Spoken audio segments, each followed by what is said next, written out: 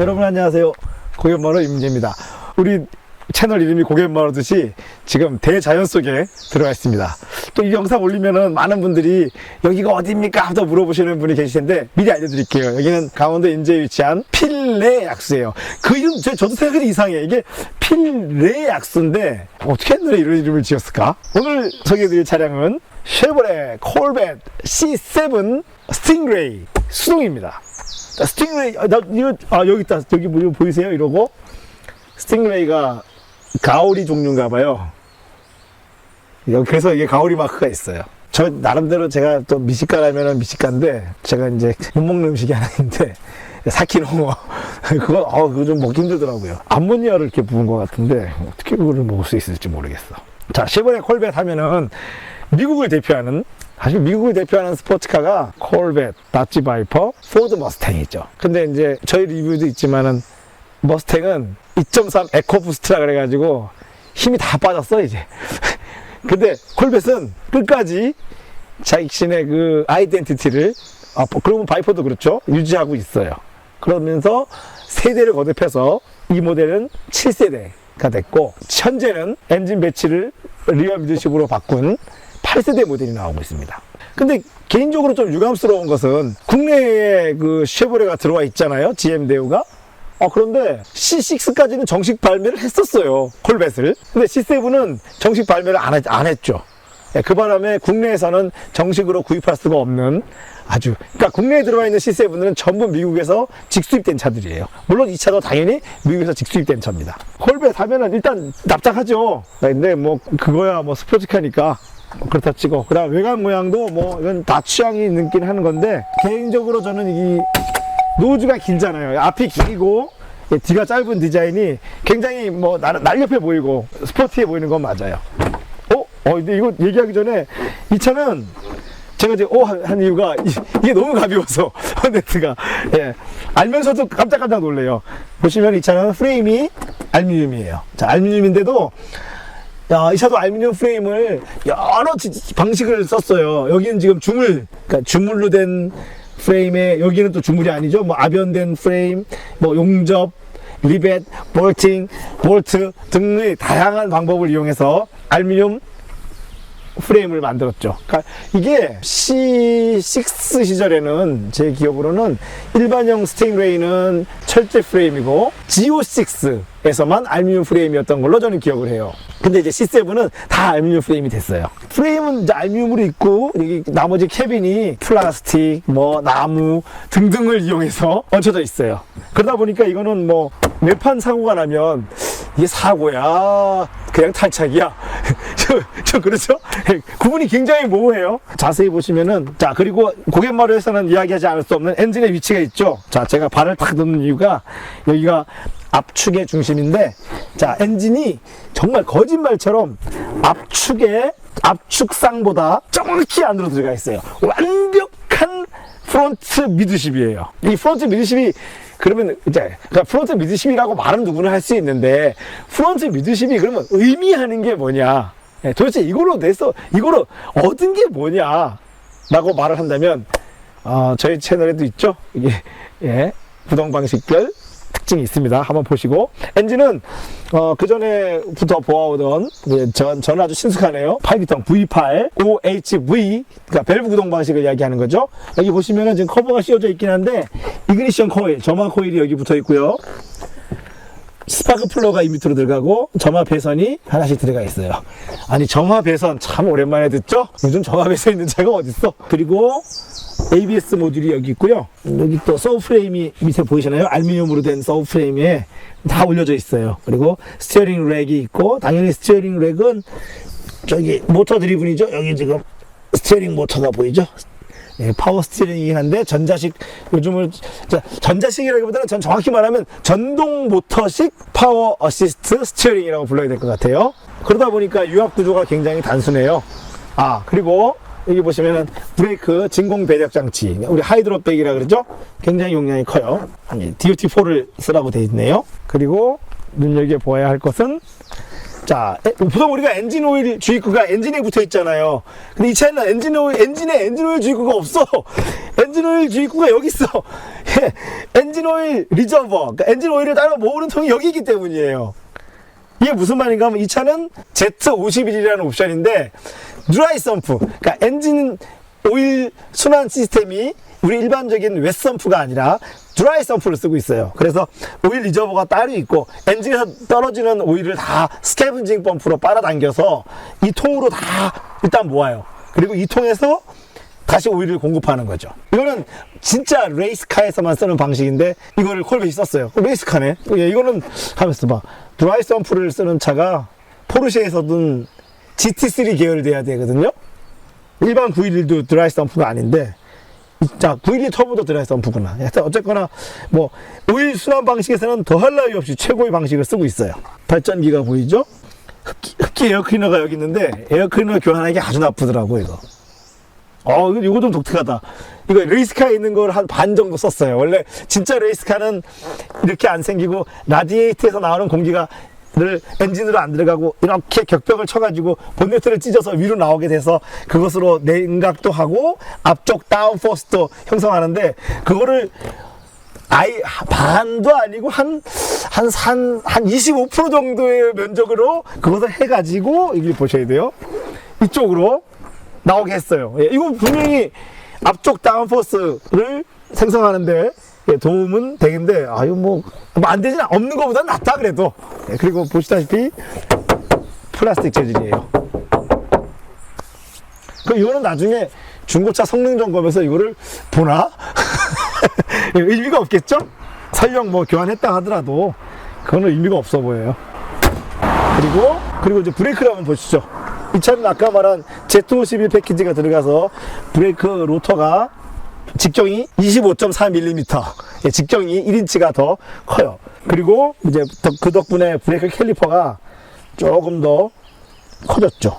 캘리퍼에는 콜벳이라고 써 있고 수평대양 4포트예요. 로터는 이제 완전 플로팅 타입을 못했어요. 그래서 로터 단가는, 로터 쪽은 조금 단가를 줄였는데, 로터는 엄밀히 말하면 BMW가 요즘 브레이크 로터의 선두주자예요. 그러니까 우리 BMW 그러면 뭐 50대 50 이러는데, 그런 것보다도 제가 볼 때 BMW는 브레이크 디스크 생산의 선두주자라고 저는 생각을 해요. 그리고 여기 지금 이거는 너트 방식이거든요. 요거 저 미국 차 칭찬하지 않을 수 없는 건데, 특히나 GM차 휠 너트인데 현대차랑 똑같은 휠 너트 방식이고 저기 스터드가 들어있거든요. 근데 중요한 거는 그 스터드 끝이, 우리는 현대차는 바로 너트가 시작되는데 미국 차들은 살짝 스터드가 없는 부분이 있고, 그러니까 아무 생각 없이 그냥 너트를 걸어도 절대 나사산이 어긋나지 않는, 정말 미국 차 이거 하나만큼은 진짜 제가 칭찬해주고 싶은 거예요.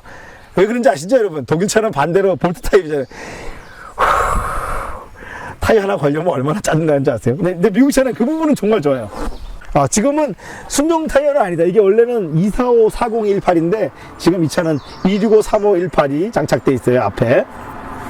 뒤쪽도 마찬가지로 보시면은 4포트, 물론 이제 피스톤 구경은 조금 작아요. 그리고 벤틸 타입이고 뒤에 조차도 벤틸인 브레이크 디스크와 브레이크 시스템이에요. 그리고 무료 타이어는 지금 305 타이어가 장착되어 있죠. 서스펜션을 우리가 너무 낮아가지고 볼 수가 없는데, 그냥 보나마나 이거는 콜벳은 여기 지금 어퍼함이 보여요. 이 사이에 영상으로는 잘 안 보이실 텐데 여기 어퍼함이 장착된 완벽한 WC1. 이거 뭐 변형 WC1이 아니라 그냥 대놓고 완벽한 WC1이에요. 대부분의 독일차들은 더 정확하게 오히려 WC1이라고 할 수 없는 게, 위에는 WC1이 있는데 밑에는 지금 로함을 이분할했기 때문에, 그래서 제가 조심스럽게 변형 WC1이라고 그랬고, 이거는 완전한 WC1인데 심지어는 뒤쪽조차도 완전한 WC1의 형태를 취하고 있어요. 그렇죠. 여기는 한번 찍어주세요. 바닥에 뒤쪽 서브프레임은 보여요. 자, 뒤쪽 서브프레임 보시면은 알루미늄 중공, 그러니까 속이 비어있다는 얘기죠. 알루미늄 중공 타입으로 제작된 서브프레임과 저 로어암이 보이시나요? 재질과 만듦새로 보면은 최고의 차예요. 여기 캠버와 토우를 조절할 수 있는 편심 볼트들이 있죠. 상당 너무 아름답네요. 이 바닥이 너무 아름다워가지고 그 다음에 이거 정말 콜벳에 칭찬하지 않을 수 없는 것도 나왔다. 자, 이런 흡기구가 있거든요. 이런 게 모양이 아니에요. 이게 기능이 다 있어요. 이 차가 이게 정말 놀라워요. 이쪽으로 공기를 빨아들여서 이게 뭐가 놀라운가 하면 이 차는 이제 보시면은 변속기가 있고 디퍼런셜이 달렸잖아요. 이 수동 변속기조차도 쿨러가 달려 있어요. 그러니까 모터로 구동되는 순환식 쿨링 시스템이 되어 있고 디퍼런셜도 마찬가지예요. 그래서 디퍼런셜 쿨러와 변속기 쿨러가 각각 이 뒤에 들어있어서 저기서 들어온 공기로 이쪽으로, 자, 여기조차도 지금 장식이 아니에요. 여기 다 지금 환기가 되는 방식이잖아요. 지금 제가 손에서 뜨끈뜨끈해요. 실제로 열이 나. 지금 여기 나나? 양쪽 다 열이 나고 있어요. 양산차에 변속기하고 디퍼런셜 쿨러 달린 차? 잠깐만. 엔진 드라이 펌프, 수동 변속기 쿨러, 디퍼런셜 쿨러. 양산차에 달린다는 얘기는 제가 지금 여기서 처음 들어요. 트렁크를 한번 열어볼까요? 트렁크가 열었다. 트렁크는 차 크기에 비해서는 트렁크가 굉장히 크네요. 지금 뭐 높지는 않아도 넓고 평평하고 보세요. 지금 이 가방이 이렇게 큰 가방들이 둘이나 들어갔잖아요. 그런데 트렁크 바닥이 너무 평평해서 뭘 놓으면 너무 많이 움직여, 앞뒤 좌우로 움직여가지고 그건 조금 불만이에요. 지금 이 그물을 놨는데 저 정도로도 어림도 없거든요. 그리고 또 한 가지는 이건 장점이다 단점인데 승객석하고 화물칸 사이에 턱이 요만큼밖에 없어요. 좋게 말하면은 차에서 내리지 않고 트렁크에 있는 짐을 내릴 수 있고 나쁘게 말하면 화물에 맞을 수도 있어요. 생각보다는 차가 커요. 그리고 이거 한번 볼까요? 여기 보면 배터리가 여기가 배터리 자리예요. 이 밑에 짠. 차 크기에 비해서는 굉장히 자그마한 배터리를 썼어요. 하지만 AGM이라는 거, AGM 배터리를 꼭 써줘야 할 것 같아요. 하긴 이게 배터리 놓을 위치가 없구나. 차를 만들면서. 여기도 의심이 가서 한번 두드려 봅니다. 이제 의심을 하지 마세요. 그냥 다 플라스틱이야. 자, 문 여는 방식이 독특한데 이거 문 열었을 때 다들 못 열어가지고 좀 타라 그래도 다들 서서 이러고 있어요. 이 안에 이렇게 누르는 스위치가 있어요. 근데 뭐하러 굳이 이렇게 했는지는 솔직히 저도 그런 생각이 들어요. 근데 문제는 물리적인 스위치가 아니라 전기적인 스위치라서 차가 완전히 방전되면 문을 어떻게 열 거예요. 사실 그거는 요 트렁크를 열고 들어가는, 가만있어 봐. 트렁크는 또 어떻게 열지? 트렁크도 아까 전기적인 스위치였는데? 트렁크는 열쇠로 물리적으로 열고 들어가서 당기는 케이블이 있어요. 좀 불편하다 그래도. 다른 거 얘기하기 전에 또 마찬가지로 문 여는 스위치가 또 전기적인 스위치야. 이거 적으면 안 되면 힘들겠죠? 근데 저 이 스위치를 이 차에서 처음 본 게 아니에요. 저는 이 스위치를 다치 바이퍼에서 먼저 봤어. 2002년식 다치 바이퍼가 이 방식이어서 그때도 제가 뭐 이 방식이다 했어 이랬는데 콜벳도 그걸 했네? 실내는 뭐 스포츠카답게 꽉 찼어요. 그리고 FMI다 보니까 뭐 넓은 공간을 추구하는 분은 어울리지 않는 차인데 그렇더라도 다치 바이퍼에 비하면 이건 뭐 다치 바이퍼에 비하면 60평대 아파트야. 그 정도로 넓다는 얘기예요. 근데 사실 이제 제가 C7 지금은 이제 C7 나온 지 오래됐으니까 좀 그 느낌이 사라졌는데 제가 C7 처음 실차를 딱 봤을 때 그게 언제지?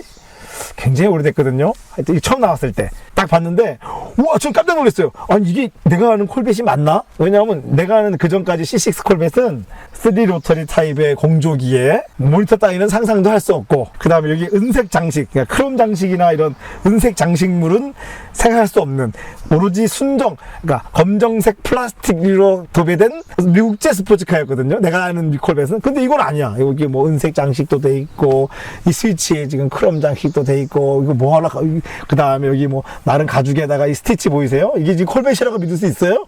이거는 포르쉐 911에서나 볼 수 있는 거거든요. 그거를 콜벳이 했는데 여기도 보시면 여기도 있어요. 여기도 가죽이, 이건 심지어 가죽이야. 그러니까 미국 차가 안 하던 미국 차가 했는데 결론은 좀 어설퍼. 하지만 운전석이나 이 센터페시아가 굉장히 신형차 같아졌어요. 미국 차 같지 않고 아시아에서 나온 신형차 같아졌어요. 자, 이게 엔진이 앞에 있고 변속기와 디퍼러셜이 뒤에 있다 보니까 그 튜브, 알루미늄 튜브를 이용해서 동력이 전달되고 있거든요. 그러다 보니까 그 튜브를 감싸기 위해서 센터 터널이 어마어마하게 높아요. 결국은 이 센터 터널이 바디 강성을 확보하는 데도 도움을 주고 있어요. 그러다 보니까 더더군다나 여기가 지금 높아졌어요. 옆 사람하고는 좀 거리가 멀고. 그 다음 자세가, 우리가 차에 앉았을 때 똑바른 자세가 되게 힘들어요. 사실 스티어링도 살짝 한쪽은 치우쳐 있고, 뭐 운전석은 틀어져 있고, 뭐 발판은 한쪽, 그냥 모든 스포츠카가 다 그래요. 그러니까 이게 불만이시면은 바이퍼를 하나 더 사. 그래서 바이퍼를 한 번만 타보고 다시 오면 이거 정말 얼마나 똑바로 잘 만들었는지 알 수 있어요. 바이퍼는, 낫지 바이퍼는 제가 지인들을 딱 만나서 한번 앉아봐, 앉잖아요?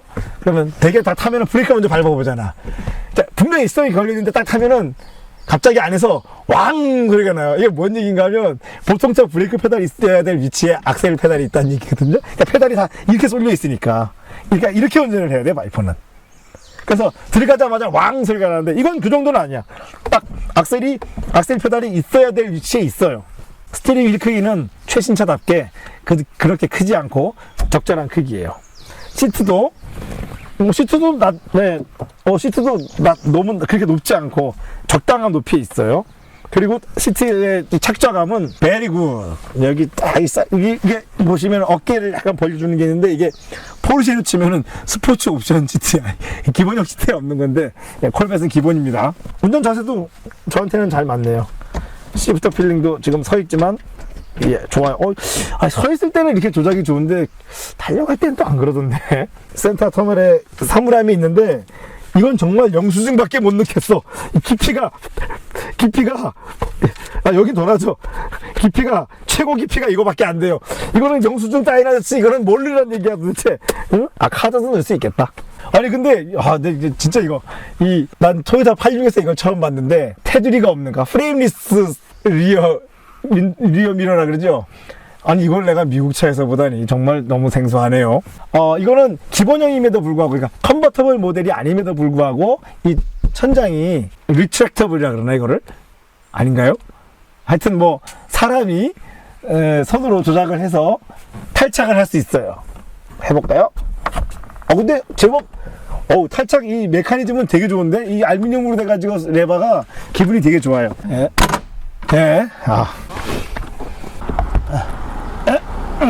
이렇게 해서 떼어내서 내가 이거 뭐하러 하고 있을까? 야, 이 사고치기 딱 좋아 지금. 네, 근데 해보자 끝까지. 해서 원래는 여기다가 이렇게 넣을 수 있는 건데 저기 지금 트렁크에 짐이 있어서 못 넣고 있는데 이렇게 넣는 거예요. 꼭 이렇게까지 해서 뚜껑을 열어 있어. 이건 몹시 아닌 것 같네요. 그냥 저는 뚜껑을 안 열고 다니겠어요. 이게 뭐 하는 짓이에요? 이거 저는 뭔가 조수가 있어야 될 것 같아. 혼자 못 하겠어요. 미국 사람들은 힘이 아주 세군요. 이것을 혼자 할 수 있다니. 그리고 가끔 이것을 체결하는 것을 잊어서 날아가는 차가 있대요. 오히려 떼는 게 힘들고 붙이는 거는 좀 쉬운 것 같아. 붙이는 방식은 쉽네요.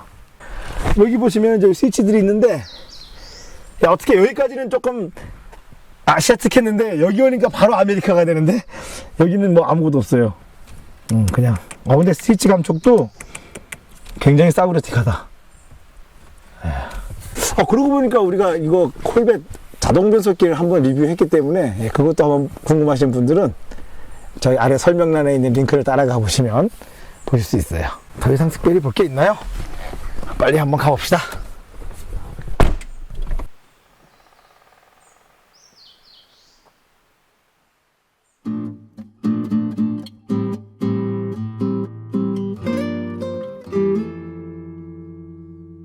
이게 스팅레이 기본형 수동이잖아요.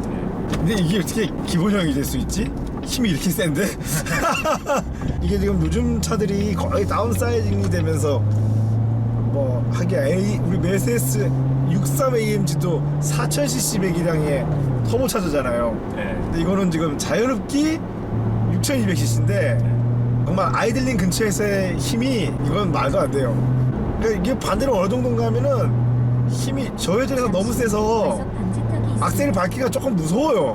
그런데 생각보다는 최고 출력이 462마력인가 맞나요? 네, 460마력 정도. 네, 460마력이라는 출력치고는 그래도 저 회전이 온순하기는 해요. 그러니까 막 나갈 것 같은데 그렇지 않고 살짝 끈끈한 느낌이 있어서 힘이 쑥 이런 식으로 나요. 하긴 안 그러면 큰일 나지 뭐. 만약에 악셀에 발만 대도 팍 바로 반응하면 사실 반응하게 할 수도 있거든요. 근데 이걸 안 했어. 이래야지 이제 점진적으로 밀고 나간다고 생각하는데, 그것도 이게 서서히 스로틀을 밟을 때는 그게 되는데 확 밟으면 또 그게 안 돼요. 6000cc, 6200cc 이러면은 기름 엄청 먹을 것처럼 생각하잖아요. 근데 여러분 의외로 그렇지 않습니다. 왜냐하면은 지금 제가 주행하면서 가끔 타코메타를 보면은 거의 뭐 1500rpm으로 지금 주행하고 있거든요. 근데 이게 무슨 얘기냐면 자연흡기 포르쉐 911들은 보통 3000rpm으로 주행하고 있단 말이에요. 그러니까 결국은 같은 거리를 가는데 폭발 개수를 생각해보고 또 그렇게 따지면 이게 포르쉐 100이랑의 2배는 아니잖아요. 그럼 결국은 사용한 공기량과 연료량은 이쪽이 더 작아요. 그래서 연비는 이게 오히려 이렇게 크루징할 때는 좋아요. 물론 풀악셀을 해서 자기 능력을 다 쓰면 이쪽이 연비가 훨씬 나빠지겠죠. 배기량은 그런 거죠. 지금 살짝 비가 날리거든요. 나는 이렇게 살짝 내리는 비가 이렇게 무서웠던 적은 오늘이 처음이래요. 참 이게 진짜 외부에서 다른 차들이랑 세워놓고 보면 굉장히 납작하거든요. 네. 근데 그렇다 그래서 뭐 휠하우스가 서스펜션 트래블이 작거나 그러진 않아요. 바디는 이게 제가 아까 말했지만 프레임 바디잖아요. 요즘 차에 드문 프레임 바디인데, 프레임 바디에 이제 이 승객실을 살짝 얹어놓은 구조거든요. 그 프레임 바디 특유의 터프함이 있어요. 이걸 이해할 수 있을까? 우리가 일반적으로 말하는 그 모노코크 또는 유닛 바디는 좀 차분한 면이 있거든요.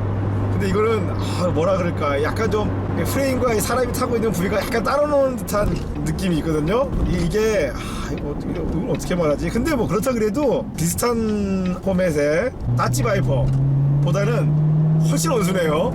네, 바이퍼는 이거보다 막 A필러도 여기 와 있고 실내도 좁고, 그리고 무엇보다 다치 바이퍼는 우리가 이 다치 바이퍼를 리뷰할 일이 있을지 모르겠는데 배기관이 사이드 스컷 문 옆으로 지나가거든요. 그래가지고 실내가 어마어마하게 뜨거워요. 근데 또 최신 세대 바이퍼하고 네. 지금 요 세대하고 하고 비교를 해보면 또 어떨지는 모르죠. 예, 뭐 바이퍼 제가 볼 때 얼마 안 바뀌었을 것 같아서.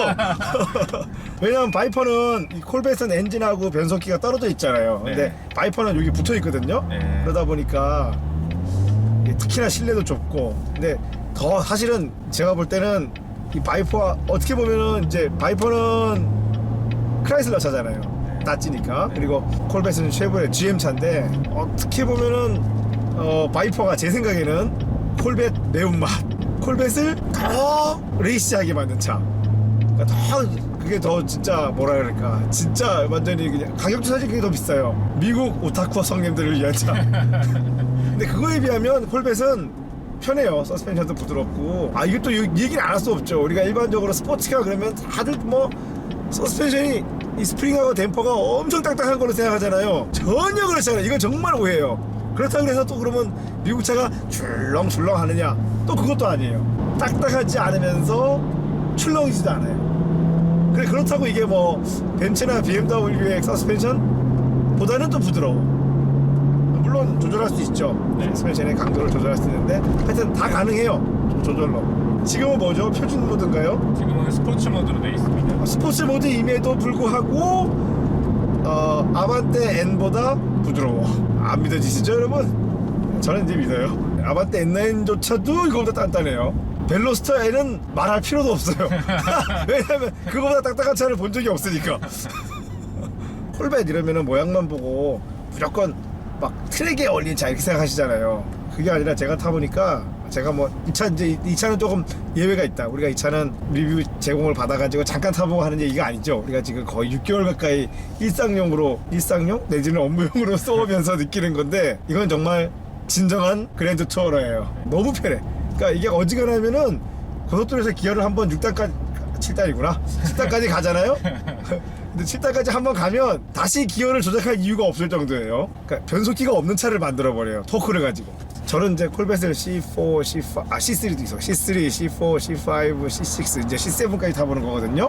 근데 유감스럽게 아직 C8은 못 타봤어요. 그 콜벳이 이 프레임 바디에 앞 WC1, 뒤도 WC1이잖아요. 그리고 대대로 써오는 것이 판스프링. 제가 C4를 가지고 처음 고속 주행을 했을 때 싹 잠깐 고속을 달려보고 처음에 이런 생각이 들었어요. 이걸로 고속을 어떻게 가지? 이게 뭐 서스가 출렁이고 이런 뜻이 아니고요. 차 자체가 뭐 좀 그러니까 이게 지금 생각해보면 이게 콜벳이 휠 타이어가 낮잖아요. 지금 타이어 폭이 낮잖아요, 앞뒤로. 거기서 오는 유야감이거든요. 근데 정말 그게 전 처음에 와, 나 이거 나는 못 가겠는데 이런 느낌이었거든요. 근데 거짓말처럼 또 달려보면 또 가져요. 근데 그런 느낌이 이 C7에 와서 확 개선됐어요. 그러니까 정말 콜벳은 C6하고 C7은 거의 다른 세대의 차처럼 느껴져요. 근데 문제는 C8은 포맷까지 바꿔버렸잖아요. 또 다른 세대의 차가 콜벳이 얼마나 많이 변화했는지, 특히나 또 이 실내 디자인은 이건 정말 C6까지는 미국 차였거든요. 근데 C7은 미국 차 같지가 않을 정도로, 그렇다고 뭐 유럽 차도 아닌데 미국이 아시아에 기화한 느낌이에요. 근데 엔진 필링이 이게 지금 LS1이라는 엔진이잖아요. 이게 물론 배기량은 뭐 5.7, 제가 아는 거는 5.7에서 시작했어요. 5.7부터 뭐 6.0에 거쳐서 6.2까지 왔는데, 와, 이게 신기한 게 내가 알고 있던 그 LS1이 맞나 싶을 정도로 매끄러워졌어요. 그러니까 이게 뭐 연료 분사 장치, 이게 직분사죠. 가변 밸브, 이게 사실 OHV라고는 하지만은 OHV가 뭔지 아는 사람도 사실 드물 텐데. OHV는요, 여러분, 캠샤프트가 하나예요. 이 V형 블록 안에 있어요. 블록 안에 밸브가 있고, 캠샤프트가 있고, 그 푸시로드를 이용해서 이렇게 뭐 시소처럼 이렇게 로커함을 작동해가지고 밸브를 구동하는 방식인데, 바이크로 치면은 50년대 바이크들이 쓰던 방식. 그러니까 50년대 이후로는 거의 쓴 게 없을 정도예요. 미국인은 아직도 쓰고 있어요. CA조차도 지금 이걸 쓰고 있어요. 근데 그냥 그대로 쓰는 건 아니고, 여기에다가 나름대로 뭐 가변 밸브 조절 장치도 달고, 지금 뭐 심지어 이 차는 4기통 8기통 전환 모드도 있어요. 지금 스포츠 모드라서 지금 4기통 모드로 전환되지 않는 건가요? 네, 에코 모드일 때. 예. 그러니까 이게 모드가 먼저 에코 모드, 투어 모드, 스포츠 모드, 트랙 모드가 있죠. 근데 에코 모드에 놓고 가면은 자기가 조건이 맞을 때 8기통에서 4개를 죽이고 4기통으로 운행을 해요. 4기통. 그럼 V4가 되는 거네. 네. V4 지금 들어왔네. 지금 V4 들어왔나요? 근데 이번에는 내가 조금 못 알아차렸어요. 이게 왜 무슨 얘기 하냐면요, 이거 처음에 내가 인수해가지고 오는데 차가 자꾸 울컥거리는 거예요. 그러다 이제 큰일 났다, 이거 차 사자마자 고장났다 그랬는데, 한 반쯤 오다가 보니까 아니 그 울컥거릴 때마다 계기판에 뭔가 변화가 있어요. V4라는 불이 자꾸 들어와. 그래서 보니 V8에서 V4로 이렇게 전환될 때 그 전환되는 느낌이, 이건 말도 안 될 정도로 충격이 심해요. 고장난 차 같은 느낌이 드는데, 미국에서도 보니까 이것 때문에 이거를 딜리트 시키는 키트를 다는 분들이 계시더라고요. 근데 이게 수동 차량에서는 네. 에코 모드일 때만 그 작동을 하기 때문에 예.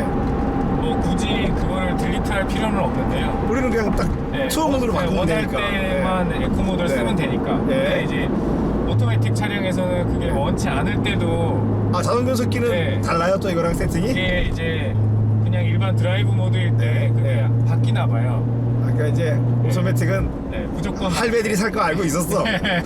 할배 운전하라고. 네, 그래서 오토매틱 차량 차주들이 많이 그 작업을 하더라고요. 그렇군요. V4 모드의 가장 큰 차이는, 어차피 V4 모드는 제가 힘을 쓰지 않을 때 작동하거든요. 그래서 힘이 뭐 줄어드는 거는 거의 못 느끼겠는데, 배기음이 현저히 줄어들어. V8일 때는 빵 하다가 V4가 되면 배기 소리가 하나도 안 나요. 이거 대단한 거. 이런 시스템이 제가 생각해보면 혼다에도 있었고, 벤츠도 있었구나. 벤츠가 먼저다. 벤츠 뭐 SLK 55AMG 이런 모델들이 이런 기능이 있어서 유압을 이용해서 밸브를 열어놓고 이런 장치가 있었는데, 이거 진짜 신기해요. 이런 생각을 해냈는지. 근데 이럴 거면 뭐하러 8기통으로 만들었는지. 4기통 모드를 유지해보고 싶어서 지금 제가 기타락 셀링을 하고 있습니다.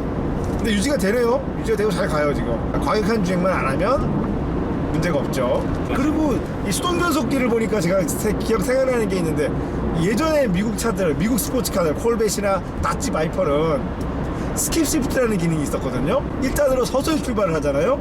그러면은 2단 3단이 안 들어가요. 바로 딱 아래로 내리면은 살짝 삐껴나가서 4단이 들어가는 기능이 있었어요. 제가 만약 1단을 힘차게 출발하잖아요. 그러면은 2단이 잘 들어가. 제 주변에 그 당시 때 이미 바이퍼나 콜벳들이 있었으니까 타시는 분들이 계속 전화가 와요. 아, 내 차 미션이 이상하대. 가끔 기어가 이상하게 잘 안 들어가는데. 그래서 내가 아이 그거 정상이에요. 스킵 시프트라는 기능이 있어요 라고 하면 안 믿어요 이분들이. 그래가지고 거기 보면 여기 솔레노이드로 이렇게 작동하는 게 있거든요. 2단 길을 막는 거. 결국 그거를 제거한다는. 근데 이거는 이 차에는 예. 이제 1단으로 출발을 하면은 계기판에 잠깐 경제적인 운전을 네. 위해서는 4단으로 변속하십시오라고 딱 뜨거든요. 길을 막지는 않나요? 네. 예, 천만, 그래도 다행이네요. 그리고 그 미국차 저는 그게 미국차 종특이었거든. 그러니까 이 콜벳뿐만 아니에요. 이 아메리칸 버스를 타면은 이야기하지 않을 수 없는 게 기어 레이시오가 우리가 상상하는 이상으로 낮아요. 그러니까 낮다는 얘기가 결국은 일반 차보다 회전수를 훨씬 더 쓰게 만든다는 얘기거든요. 이건 뭐 거의 7단 들어가면은 우리가 독일 차나 이런 식이죠. 아, 그런데 요즘은 독일 차가 PDK가 되면서 이 7단 PDK가 되면서 포르쉐를 얘기하겠다. 안 되겠다. 포르쉐는 7단 PDK가 되면서 7단이 크루징 기어가 됐잖아요.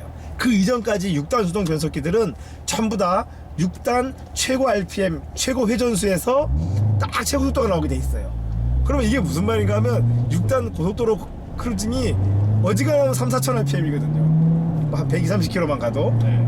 근데 콜벳은 그런 개념으로 만약에 7단을 가면은 한 시속 500km는 달려야 돼요.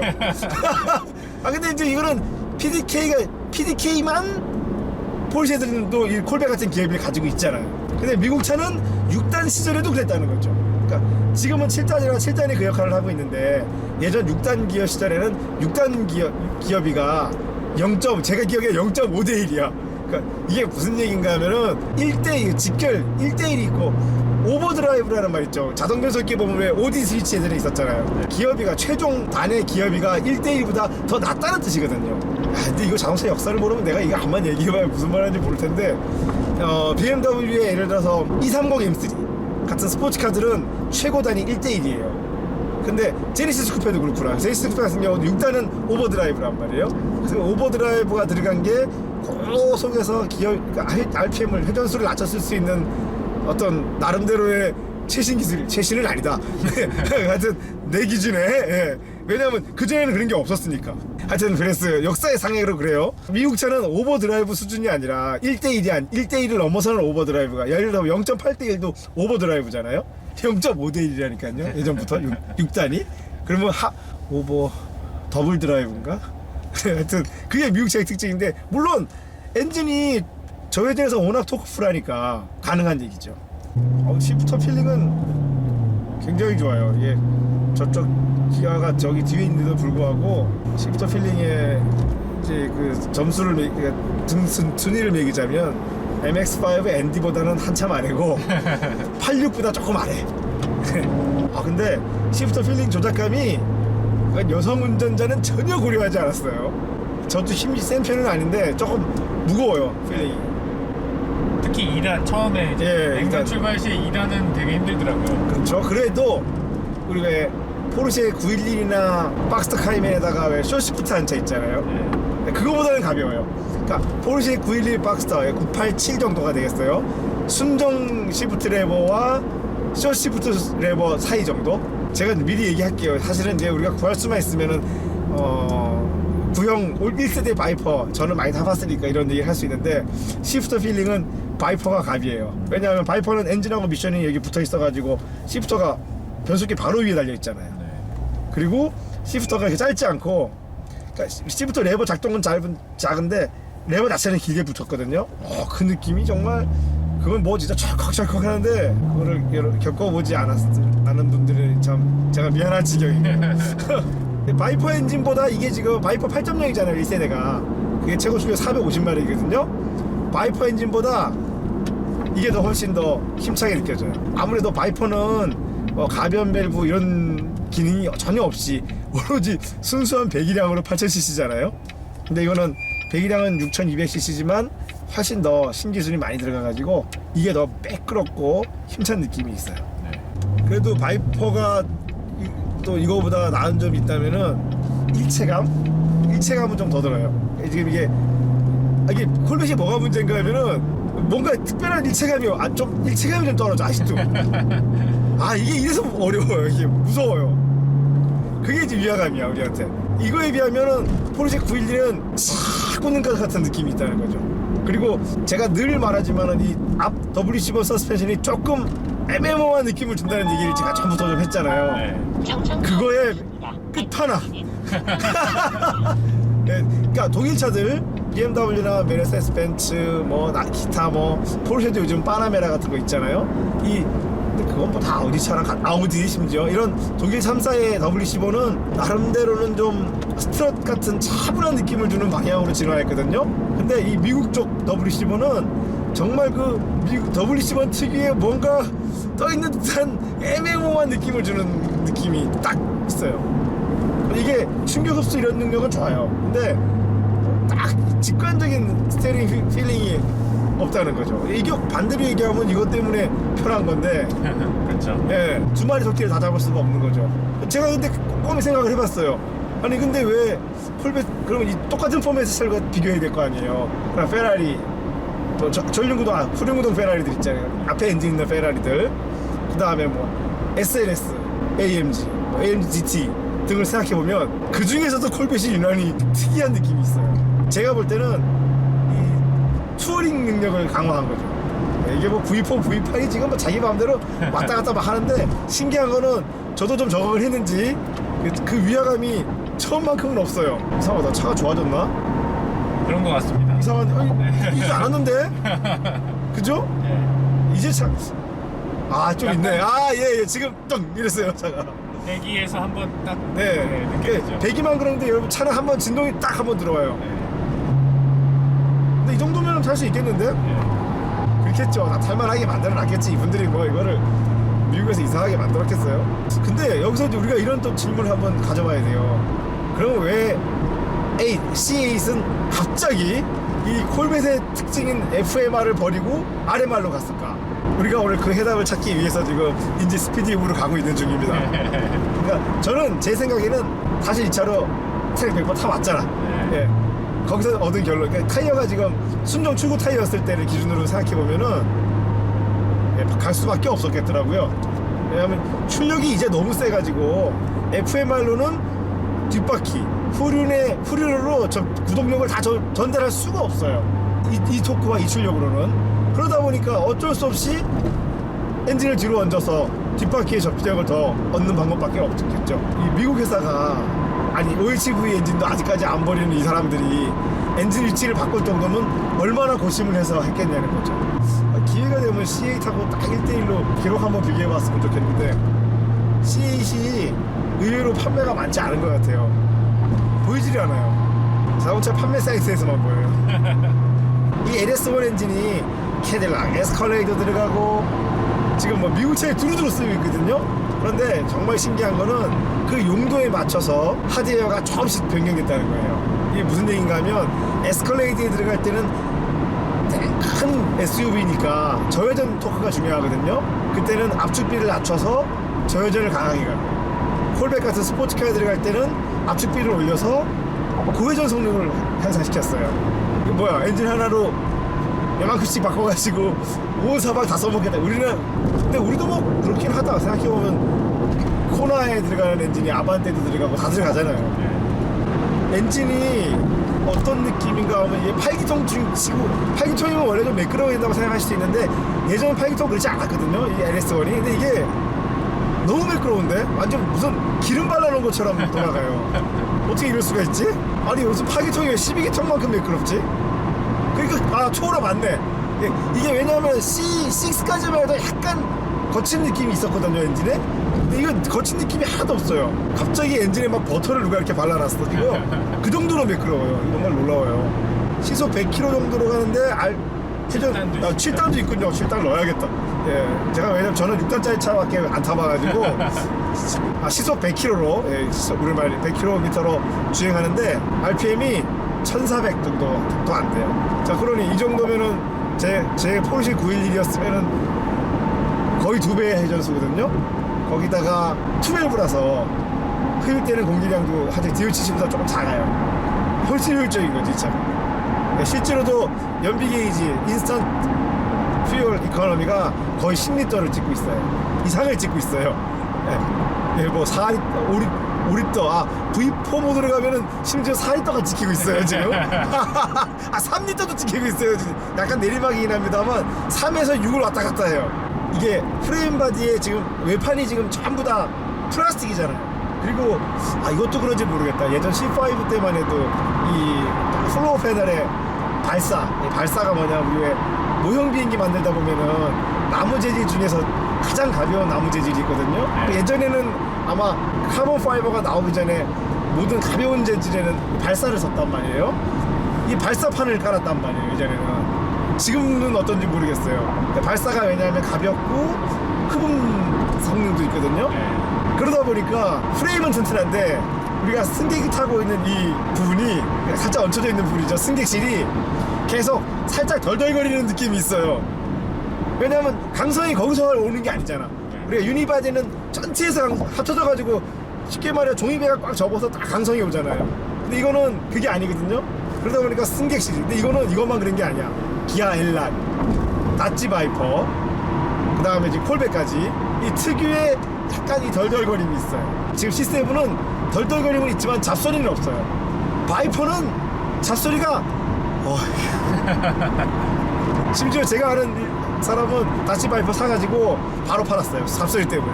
근데 그 다음에 그걸 사신 분은 또 지인이 샀는데, 야, 잡소리 이게 뭐 원래 어때서? 그러니까 이게 이해하지 않으면 탈 수 없어요. 기아 엘란은 그렇다 치면은 잡소리가 그 사이거든요. 근데 문제는 좀 무거워. 엘란은 뼈대가 있고 나머지 부분이 가벼워야 되는데 사실은 파이버 부분이 너무 무거워요. 엘란 문짝 어마어마하게 무거워요. 근데 대단한 거는 이게 지금 타이어가 굉장히 넓죠. 앞이 지금 265, 뒤가 우리가 305 장착돼 있죠. 모르겠어요. 그러니까 그렇게 넓은 타이어를 쓴다고 하긴 뭐 지금 고속도로인데 그걸 어떻게 알아? 이제 저기 국도 가야지 그걸 좀 알지. 계기판도 오른쪽 왼쪽은 아니고 중간 타코메다 부분만 액정식이잖아요. 이거 좀 특이한데? 할 거면 다 또 여기만 했지? 그리고 오른쪽에 또 큼지막한 모니터가 달려있어요. 이거 굉장히 미국틱하지 않아요, 지금. 너무 현란해. 글씨가 너무 많아요. 그리고 너무 컬러풀해. 시대의 변화에 적응하고 있나 보죠. 그렇군요. 원래 미국 그거 아시죠? 미국이 C4인가? 기억이 너무 오래돼가지고 C4인가가 액정식 계기판이었거든요. 그때는 이제 이런 컬러풀한 게 아니라 왜 진짜 액정식 있잖아요. 그 미국차 특유의 초록색이라기보다는 그렇지, 뭐 환한, 아주 환한 밝은색 액정. 그게 미국 차에만 존재했어요. 지금 생각해보면 그거 나름대로 그게 미국 차의 상징물이었거든요. 근데 어느 날 갑자기 싹 사라졌어, 미국 차들이.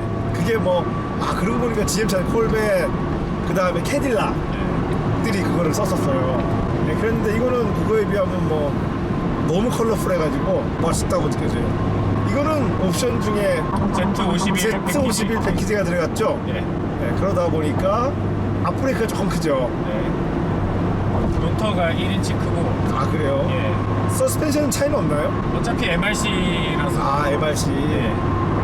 그래서 이렇게 댐핑을 시시각각으로 조절할 수 있는 거였군요. 그래서 이렇게 소프트한 데부터 딱딱한 데까지 왔다 갔다 할 수 있는 거군요. 스티어링 휠조차도 근데 이거 지금 무겁지 않은데요? 이것도 조절이, 이것도 트랙 모드로 가면 무거워지죠? 네, 그렇습니다. 네. 바꿔볼까요? 네, 한번 바꿔보죠. 트랙 모드. 잘 모르겠는데? 무거워졌다. 일단 트랙 모드를 하니까 계기판이, 내가 말했던 그 바 형태로 된 멋대가리 없는 타코메다가 나타났어. 근데 이거는 정말 이 모니터를 잘 활용하고 있는 얘예요. 낮은 쪽에는 별로 레졸루션을 줄여놓고 고회전 쪽에 레졸루션을 이렇게 넓혀놨어요. 이런 거 보면 이분들이 미국이 우리는 차를 잘 못 만드는 회사라고 자꾸 오해를 하고 있는데 미국이 생각해보면 우주 탐사선도 만들잖아요. 그런데 이거를 못 만들 리가 없거든. 이거는 대단한데. 이거 계기판 같은 거는 지금 트랙 모드로 가니까 완전히 저를 위한 세팅이 됐어요. 그냥 오로지 직관적으로 필요한 것만 딱 보여주는. 네. 아 근데 승차감은 확실히 네. 딱딱해졌죠? 승차감이 똥망이 됐어요. 아니 이게 왜 이러죠? 아까 제가 투어를 하라 그랬잖아요. 투어 못 가겠어요. 아 근데 이게 지금 어느 정도 그래도 네. 포르쉐 911에 왜 그 서스펜션 세팅 옵션 있잖아요. 네. 그거보다는 부드러워. 근데 이게 지금 느낌이 스프링은 어차피 딱딱해질 수가 없잖아요. 고정식이니까. 네. 댐퍼만 딱딱해진 느낌이에요. 네. 네. 싹 느낌이 좋지 않네요. 포르쉐 911은 이거보다 스프링이 더 딱딱하거든요. 그러니까 기준의 위치가 다른 거네요. 그렇죠. 이 차는 기준을 투어에 맞춘 거고. 그렇죠. 얼핏 생각하시면 왜 콜벳이라 그러면 스포츠카니까 타면은 막 밟게 될 것 같잖아요. 지금 제 느낌에는 저의 경험으로는 안 밟게 돼요. 이 차가 이상하게. 왜 이런지는 무서워서 그런가? 쫄았어요 제가 지금. 이거 타면 사람을 겸손하게 만드는데. 그런데 지금 고속도로 램프를 돌아가고 있잖아요. 네. 이게 FMR 맞네. 이럴 때는 FMR 특유의 해두성이 있는데 트랙 모드는 너무 과한데? 모드를 평소에는 너무 과해요. 스포츠 모드로 한번 가봅시다. 딱 적당하죠. 네, 이제 모드. 이 사람들 세팅을 안 해. 스포츠 모드. 스포츠 모드도 이제는 불편할 정도는 아니에요. 맞아요. 이 정도면은 요게 지금 포르쉐 서스펜션 옵션 없는 표준 서스펜션보다 약간 부드러운 정도. 투어 모드. 잔진동이 많이 없어졌어. 난 이게 맞다.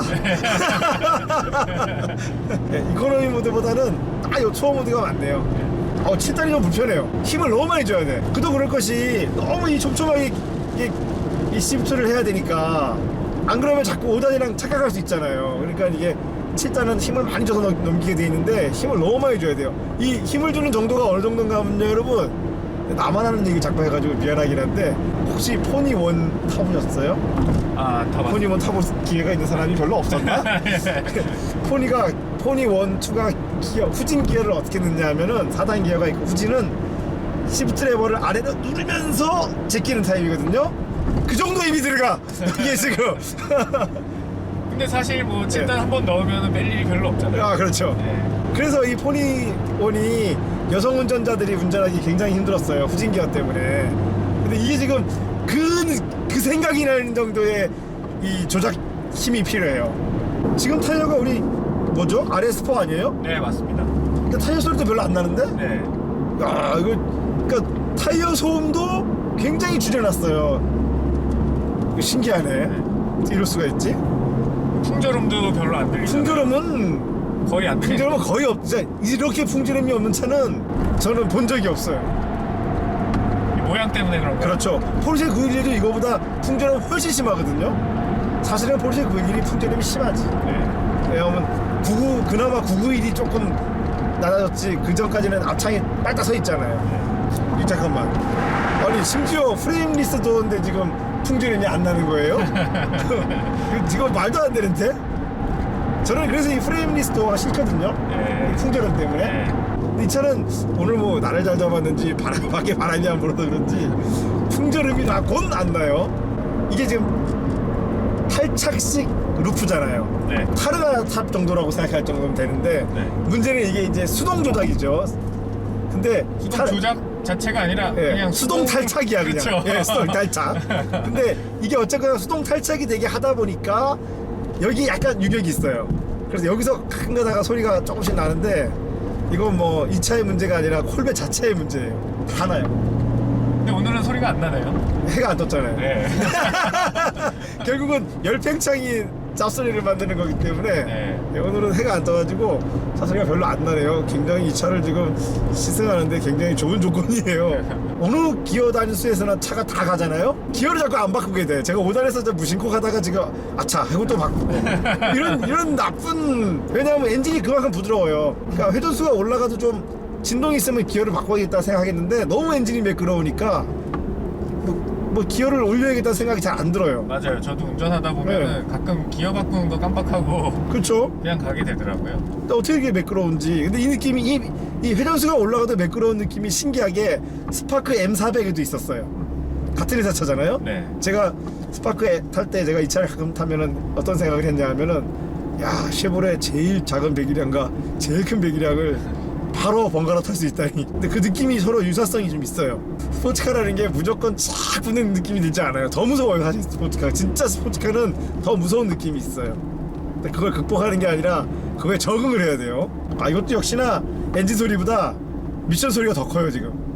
배기음을 줄여놨으니까. 네. 이 출력치고는 클러치는 그렇게 안 무거워요. 클러치 조작 느낌은 조금 힘센 여성도 할 수 있을 정도. 왜냐면 제 왜 이 얘기냐면은 997 GT3 또는 GT3 RS는 욕 나오거든요. 근데 이거는 그 정도는 아니에요. 물론 그렇다 그래도 뭐 일반적인 우리 수동차들보다는 훨씬 무겁죠.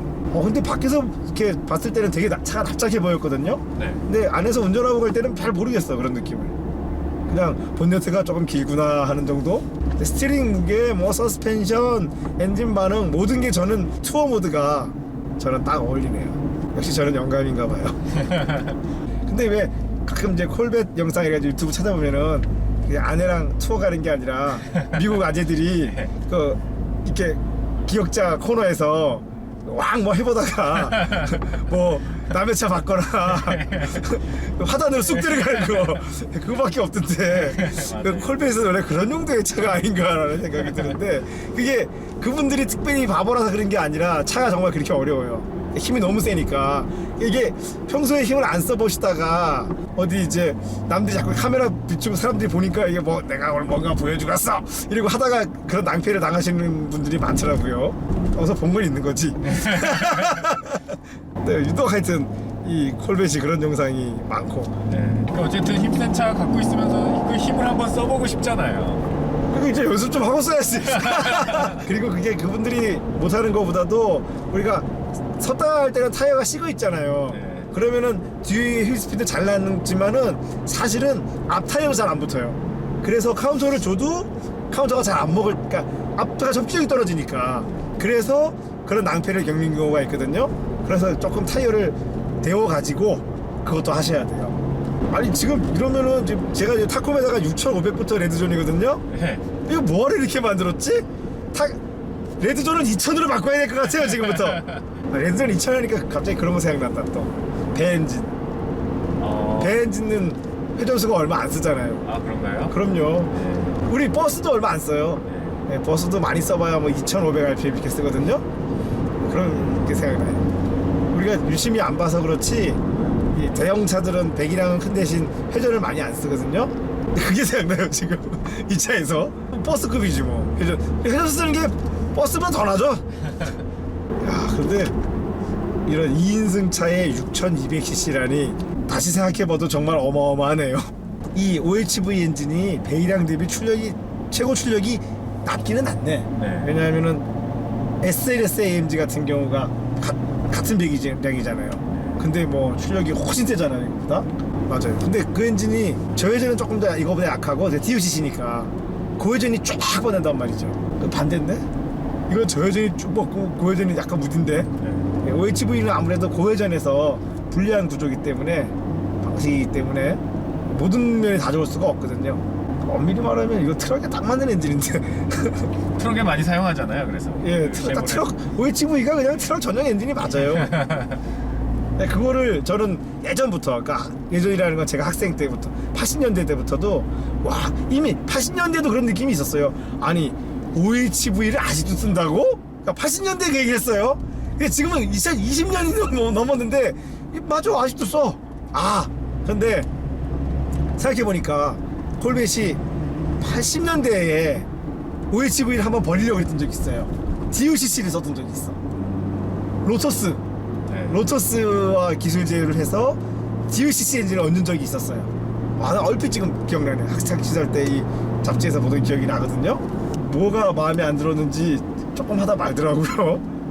저는 이제 그때 그래서 이제 콜벳이 드디어 DOCC로 가는구나 라고 생각을 했는데 웬걸 버리고 그래서 바로 다시 OHV로 회귀했어. 아마 미국 시장 내에서 불만이 있었겠죠. 네. 이 OHV가 아까 캠샤프트가 블록 사이에 하나밖에 없기 때문에 크랭크에서 체인 하나로 걸려 있거든요. 그래서 근데 뭐 그 체인은 뭐 거의 반영구적이기 때문에 DOCC에 비하면은 이게 확실히 유리한 거 맞죠. 체인 소리 하나도 안 나잖아요, 그죠? 네. 근데 그럴 때 신기한 거는 푸시로드 소리도 안 나. OHV 하면 이 차 말고 생각나는 게 또 있다. 할리 데이비슨. 우리 바이크 있잖아요. 네. 할리 데이비슨이 OHV의 대표적인 엔진의 하나예요. 푸시로드 타입. 네. 할리 데이비슨도 그 엔진 지금까지 쓰고 있잖아. 이 두 분들이, 두 회사가 진짜 OHV를 아주 뽕을 뽑는구나. 아, 그렇지. 그리고 뭐 할리도 그 방식으로 나름 스포츠 모델도 만들었었거든요. 할리 엔진을 쓴 스포츠 바이크가 아실지 모르겠는데 뷰엘이라는 회사가 있었어요. BUELL이라는 바이크 회사가 있었거든요. 그러니까 할리 엔진을 이렇게 콜베처럼 스포츠 타입으로 개조를 해서 스포츠 CC에다가 얹은 바이크가 있었는데 그게 뷰엘이라는 미국 바이크가 있었어요. 제가 예전에 한번 구입하려고 고민하다가 말았는데 안 하기 잘했어. 왜냐하면 이 엔진이 얼마나 무거운데 이게. 저 이거 처음 탔을 때 ESP 오프 스위치를 못 찾아가지고 애먹었던 거 아세요? 그랬나? 아무리 찾아도 없는 거예요. 이게 여기 있더라고. 야, 알면 찾을 수 있는데 모르면 못 찾는 위치야. 받았어. 등잔미 쳐줬다고. 컨셉을 생각하면 맞죠. 이 모드 변경하는데 근처에 예. 있어야 되니까 예. 그 바로 가운데다 넣어놨죠. 저는 다 다르게 생각해요. 어지간하면 너 끄지 말아라. 이거죠. 미국인 엔지니어가 미국 아재들이요. 이거를 끄지 말아라. 이것은 너를 위한 스위치가 아니야. 명색이 스포츠카인데 안 꺼지게 할 수도 없는 게 이게 또 왜 이게 안 꺼질 수가 안 끊으면 안 되는 이유가 있냐면은 이 ESP가 BMW나 벤츠 생각하시면 안 돼. 이거 BMW가 대표적인 예가 될 것 같은데 BMW가 이 ESP가 있어도 개입이 굉장히 정교하게 되거든요. 근데 이거는 어떻게 하면 이렇게 성글게 될 수 있는지를 보여주는 대표적인 예예요. 이건 아무것도 아니에요. C5가 그랬거든요. C5는 이걸 ESP를 켜놓으면은 제 기준으로는 얘는 도대체 언제 가는 거야? 악셀을 밟으면 가지를 않아. 차가 그냥 악셀 하면 쿵쿵쿵 이러면서 아예 그냥 출력을 줄여버려서 이 차는 도대체 언제 가는 차야? 이런 느낌이 들거든요. 그러니까 BMW는 다시 쓰면 왜 네 바퀴 브레이크를 이용해가지고 자세만 싹 잡아주는 데 쓰고 TC를 정교하게 딱 풀파워를 쓰면은 휠스핀 나지 않을 정도만 싹 밀어준단 말이에요. 이건 그게 아니라 휠스핀이 날라 그러면 출력을 물론 실제는 아니겠지만 거의 기분에는 한 2초씩 안 가 차가. 2초 기다리면 다시, 그러니까 휠스핀 한번 쿵 하면 한 2초 있다가 웅 다시 가는 거예요. 그러니 이거 이건 그럼 또 아재들한테 경고를 하는 건데. 그러니까 이거를 써서 빨리 가라는 얘기가 아니라 자 이거 얼마나 위험한 줄 아니까 그냥 가지 마 이 얘기를 하는 거예요. 근데 그 작동 방식이 난 살다가 이렇게 성글게 작동하는 ESP는 처음 봤어요. 현대차도 굉장히 성근 편인데 현대차가 촘촘하게 느껴질 정도의 작동 방식이에요. 그만큼 위험하다는 움직임. 그럼요. 그렇죠. 바로 그거죠. 이거 생각해보면 출력만으로 위험하면 다행인데 이게 FMR이 요인까지 들어가잖아요. 그러니까 이게 함부로 요만큼 돌리지도 마. 그냥 돌리지도 말라는 얘기예요.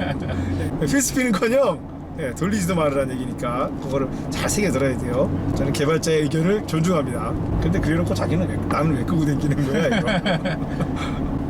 이제 지금은 비는 오지 않는데 바닥이 살짝 젖은 산길이거든요. 여기서 지금 어떤 느낌인가 하면은 빨리 가기는커녕 오늘 저승사자 만나기 딱 좋은 조건이야. 이 FMR이 아무리 차가 크던 하기야 지금 8기통 엔진을 다 장착했음에도 불구하고 제가 왜냐하면 이 무거운 엔진을 싫어한다 그랬잖아요. 네. 근데 무거운 엔진이 앞에 들어가면 더 싫거든요. 그런데 FMR은 좀 예외죠. 무거운 엔진이 앞에 있다고 하지만 회전성이 좋기 때문에 그래서 사실은 이 V8 엔진을 쓰는 스포츠카를 만들려다 보니까 이 당시에는 앞에 엔진을 놓는 방식으로서는 프론트 미드십이 될 수밖에 없었던 거예요. 이 방식은 심지어 페라리는 12기통 엔진을 프론트 미드십에 얹어 놓고 있죠 지금. F10이라는 차량들은 이게 산길에서 뭐가 좋냐면은 코너에서 언더스티어에 대한 부담이 작기 때문에 코너를 딱 들어가는데 코너가 생각보다 조금 더 꼬부러졌어. 거기서 약간의 조작으로 다시 방향을 더 바꿀 수 있다는 큰 장점이 있어요. 자, 이게 이제 운전이 잘 될 때는 이게 큰 장점인데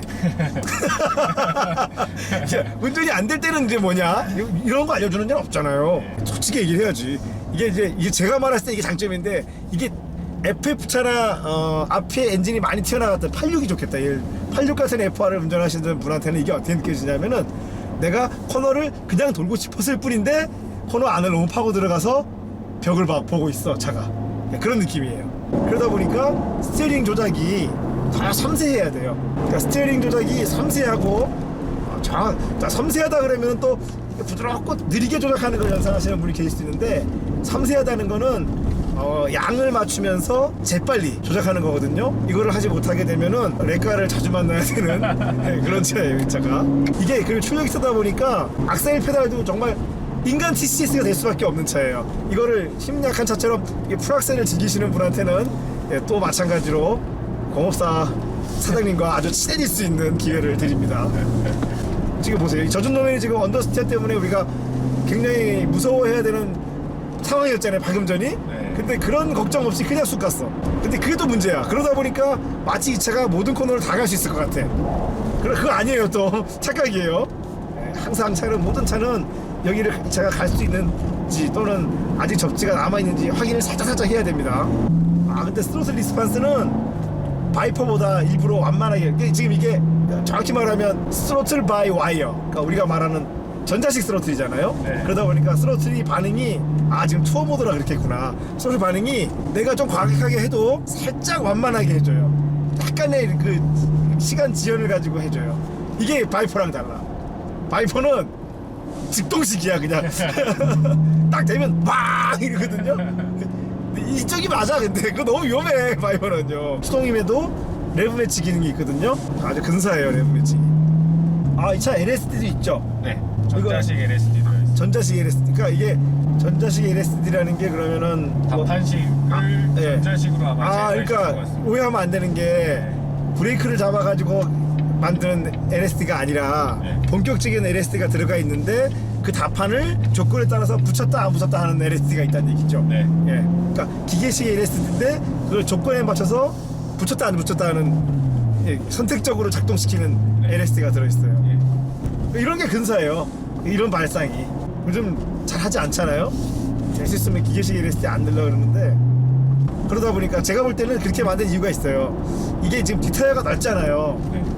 자, 그게 안 되면 LSD 완전히, 그러니까 우리가 이 86같이 기계식 LSD를 달아버리면은 코너 진입에서 언더가 너무 심하잖아, LSD 때문에. 네. 그리고 일상 주행에서 너무 가혹해지잖아, 그죠? 네. 그런데 딱 이거 필요한 조건, 아주 스포츠 트랙 같은 아주 하드한 주행에서만, 그리고 탈출 시에만 LSD 기능을 줄여다 보니까 선택적으로 작동하는. 근데 그게 이제 뭐 우리가 고르는 게 아니고 차가 알아서 해요. 그걸 달았어요. 달 수밖에 없었어요. 제가 생각할 때 달 수밖에 없어요. 그렇죠. 차를 네. 앞으로 가게 만들려면 없으면 LSD가 없으면은 한쪽 바퀴만 힐스핀 치는 맥 빠지는 차가 될 거고, 네. 상시를 내려놓으면 언더 투선이가 될 거고. 그러니까 이런 방법을 썼겠죠. C8은 필요 없을 수도 있겠는데, RMR이 됐으니까. 그러니까 LSD에 대해서 오해가 있는데, LSD가 있다면 무조건 좋은 게 아니에요, 여러분. LSD가 좌우축을 어느 정도 구속하고 있기 때문에 우리가 LSD를 강하게 하면 할수록 코너 진입에서 언더스테어가 심해지거든요. 개인적으로는 MR차에는, RMR에는 LSD 필요 없다는 거 생각하는 주의예요. 물론 뭐 RMR도 뭐 600~700마력 가면 필요하겠지. 근데 한 400마력, 500마력까지도 필요 없었어요, 경험적으로. 다리 같은데 요철 부위 있잖아요. 네. 그거 차가 옆으로 이렇게 뛰는 느낌이 있는데 맞아요. 이건 사실 모든 스포츠카가 다 그렇거든요. 근데 유난히 심해. 그 심한 이유가 내 생각할 때는 이 차가 그런 게 아니고 우리가 뒤에 앉아 있어서 그래요. 다른 차에 비해서 훨씬 뒤에 뒤축 가까이 앉아 있는 거잖아요. 네. 그러다 보니까 거기서 오는 유화감이 있는데, 이것도 제 생각에는 이런 차를 처음 탔을 때는 저도 굉장히 이렇게 유화감이 있었는데 이제는 별로 유화감이 없어요. 근데 그렇더라도 페라리 같은 경우는 이런 유화감을 많이 줄여놨더라고요. 마지막 요약하면, 자, 미국차 배기량 크지만 콜벳 연비 생각보다 나쁘지 않다. 아주 좋다. 나쁘지 않은 게 아니라 좋다. 실제로 제가 예전에 네. 젠쿱 38 탈 때보다 이게 더 이게 더 좋죠, 당연히. 좋은 것 같아요. 예, 더 좋아요.